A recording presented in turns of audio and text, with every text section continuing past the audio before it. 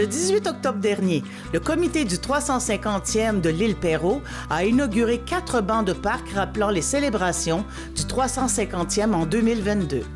D'abord, je vais commencer par dire merci à l'histoire et au Seigneur de l'île Perrot pour la moitié de ces 350 ans.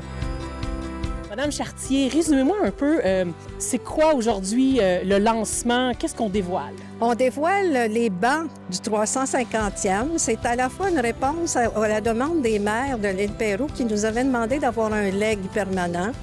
Donc, on a imaginé qu'on pouvait raconter l'histoire de chacune des municipalités sur des bancs. Et comme ça, les gens, quand ils s'assoient, quand ils se détendent, bien, ils peuvent lire les phrases sur les bancs. Ils peuvent regarder les illustrations de Fabienne Legrand aussi, qui sont magnifiques. Et en même temps, s'interroger, puis peut-être aller poser des questions après à leur ville sur l'histoire de chacune d'entre elles. C'est l'artiste Fabienne Legrand qui a créé les dessins accompagnant les courts textes rédigés par la Société d'histoire et de généalogie de l'île Perrot. Merci à notre artiste, Fabienne Legrand, qui a interprété avec beaucoup de sensibilité, on va la réchauffer un peu, notre histoire et a su bien l'expliquer. J'ai donc exprimé ici sur l'image du dessus la traverse qu'a opérée la famille Laframboise dans les années 1790. Parce que quand on parle de Terrasse Vaudreuil, on est toujours content. On se rappelle souvent à partir de l'histoire de la poudrière, de l'explosion, etc. Mais là, c'est le fun de pouvoir parler de ce qui s'est passé avant.